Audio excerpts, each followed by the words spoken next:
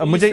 یہ سمجھائیے کہ اب جو پیغام رسانی اس حملے کے بعد ہوئی ہے وہ دنیا کو کیا میسج گیا، اور دوسرا میں آپ سے چاہوں گا کہ دنیا کے رسپانس پہ بھی آپ تھوڑا سا ایلیبریٹ کریں کہ دنیا کا رسپانس ویسا ہی ہے جیسا آنا چاہیے تھا، number 1۔ Number 2، who's next now? Cuba بھی ساتھ ہے، اچھا پھر ساتھ ہی جو ہے وہ کولمبیا کو بھی ایک میسیجنگ کی گئی ہے، ایران کو بھی ایک پیغام دیا گیا، اور میں حیران ہوتا ہوں، سوال میرا لمبا ہو جائے گا لیکن حیرانگی مجھے اس بات پہ ہے کہ ایران میں ظاہر ہے مظاہرین کے پروٹیسٹ چل رہے ہیں، انفلیشن وہاں پر ہے اس چکر میں، تو وہ کہہ رہے ہیں کہ اگر مظاہرین کے ساتھ ایران یہی کرتا رہا ہم حملہ کریں گے، لیکن اسرائیلی جینوسائیڈ کا حساب کون لے گا؟ وہ کوئی نہیں پوچھتا۔ Your thoughts on that? جی بالکل، سب سے پہلے تو جو اسٹیٹمنٹس کی بات ہے، اچھا اس پہ مجھے کوئی بہت زیادہ حیرانگی نہیں ہوئی، میں نے بلکہ جو اسٹیٹمنٹس آنے سے پہلے ہی اپنے کامنٹس میں کہا تھا کہ جو کچھ ملکوں کے نام لیے تھے کہ ان کی طرف سے اسٹرانگ اسٹیٹمنٹس آئیں گی، اس میں چائنا، رشیا تھے، ظاہر ہے برازیل تھا، ایران تھے، اس طرح کے ممالک تھے۔ اچھا انہی ملکوں کی طرف سے زیادہ اسٹرانگ اسٹیٹمنٹس بعد میں آئی ہیں، بہت سے دوسرے ملک جو ہیں وہ خاموش رہے ہیں، کچھ نے تو سپورٹ بھی کیا ہے، ایون دیکھیں ساؤتھ امریکہ کے اندر کئی ملکوں نے سپورٹ کیا، جیسے ارجنٹینا ہے۔ یورپین یونین میں تو ظاہر ہے انہوں نے کہا کہ جی الیکشن جس کی فراڈ الیکشن سے آیا تھا، اور اس طرف لے کے گئے بات،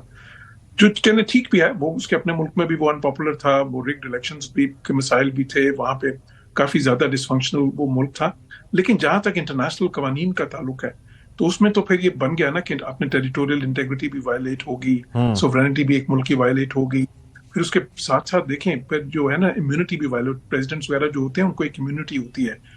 وہ بھی آپ نے وائلیٹ کر دی، پھر جو ڈپلومیٹک نارمز ہیں وہ بھی وائلیٹ ہو گئے، تو بہت ساری وائلیشنز ہیں۔ لیکن ونس اگین یہ کوئی نئی چیز نہیں ہے، جو ہے نا یہ بالکل ایسے ہی ہوتا رہا انٹرنیشنل ریلیشنز میں کہ وہ کہتے ہیں نا جو اسٹرانگ ہے وہ جو کر سکتے ہیں وہ کریں گے، اور جو کمزور ہیں ان کو وہ سہنا پڑے گا۔ تو یہ ایک کلیہ ہے جو اب یہ رولز بیسڈ انٹرنیشنل آرڈر کی بات تو بہت زیادہ ہوتی تھی، لیکن ان افیکٹ جہاں پہ بھی اسٹرانگ جو پاورز تھیں ان کے کی انٹرسٹ یا کریٹیکل انٹرسٹ ان کے جہاں پہ آ جاتے تھے، پھر وہ اپنی مرضی کرتے تھے، اسی لیے لیگ آف نیشنز بھی فیل ہوا تھا، ٹھیک ہے، اسی لیے یونائٹڈ نیشنز بھی دیکھا کہ جو ہے نا ڈسفنکشنل ہو گیا، یا بہت ہی زیادہ جو ہے نا اس وقت جو ہے انفیشینٹ ہو گیا۔ ٹھیک ہے، تو وہ مسئلہ تو ہے۔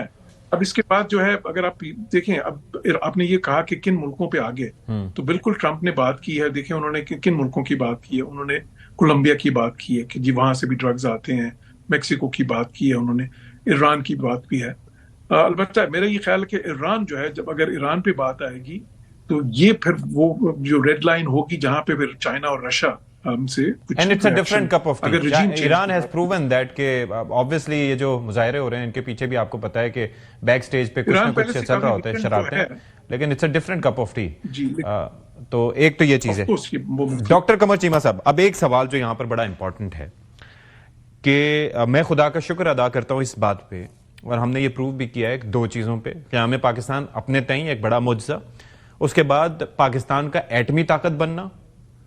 اور آج بھی ہمیں یہ ریئلائز ہوتا ہے کہ وہ ایٹمی طاقت بننا ہمارے لیے کس اسٹیج پہ کتنا سود مند رہا۔ پھر دوسرا یہ جو مے کا آپریشن، اور اس کے اندر آپ نے کنونشنل سائٹ پہ بتا دیا کہ ہم کسی کے لیے نیوکلیئر معاملہ تو اپنی جگہ لیکن ترنوالا ثابت نہیں ہوں گے کسی بھی حوالے سے، تو آج دوسرے ملکوں کے لیے بھی اس میں کتنا پیغام ہے، اور پاکستان کی مضبوط فوج کا ہونا، مضبوط قیادت کا ہونا، ایٹمی طاقت ہونا،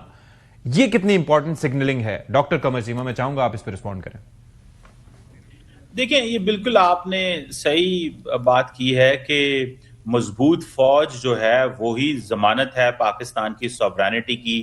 ٹیریٹوریل انٹیگریٹی کی، اور دنیا نے دیکھ لیا کہ اگر آپ ایک ہارڈ سٹیٹ ہیں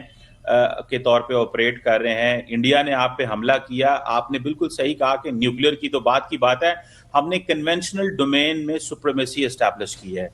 ہم نے کنونشنل ڈومین میں جو ہے وہ ڈیٹرنس کو اسٹیبلش کیا، اور انڈینز کو پتہ چل گیا کہ وہ آئے تو تھے کہ ہمارے پاس کچھ ویپنز ہیں اور ہم بڑے پاور میں ہیں اور ہم نے خریدے ہیں، تو وہ چیزیں الٹی ان کے لیے پڑ گئیں۔ پھر ہمارا ویسٹرن نیبر نے بھی دیکھا، افغانستان نے بھی آپ کو پتا ہے کہ